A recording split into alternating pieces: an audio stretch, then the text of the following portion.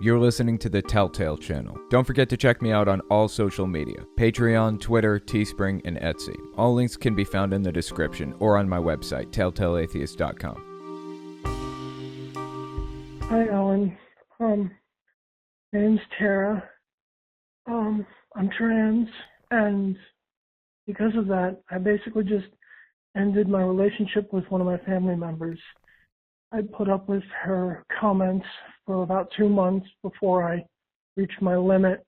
She didn't want to help me get to doctor's appointments because she knew that I was going to get help with being trans. And I wanted something good to come out of this, so I was hoping to get your thoughts on how long people should put up with family members making comments about being LGBT or leaving their religion, joining a different religion, becoming atheists, etc. That's a good question, an extremely good question. I really appreciate you calling in with that. I am on record as saying that I don't believe in shunning under any circumstances ever. So at what point is it acceptable for you to basically shun a family member? Or is there a point at which that's acceptable? And the answer is, if they're making your life miserable, if they're giving you shit and just making you sick of being around them, you have no obligation to try to hold that relationship together.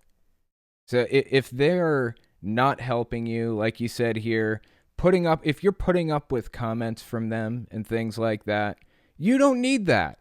You don't need it. The tricky part is if you were to ask my mom, for example, who is shunning me, who's shunning who? She would say, I'm shunning her. In reality, that's just not true at all. I am more than willing to have a relationship with her. Have been since day one. I want one, but she doesn't. And she can't deal with the fact that she ended the relationship. She sits there and talks about how depressed she is that she can't have a relationship with me. She says that I ended the relationship because I left Jehovah's organization. In reality, I just went off and lived my life, something that she didn't have to be a part of in any way.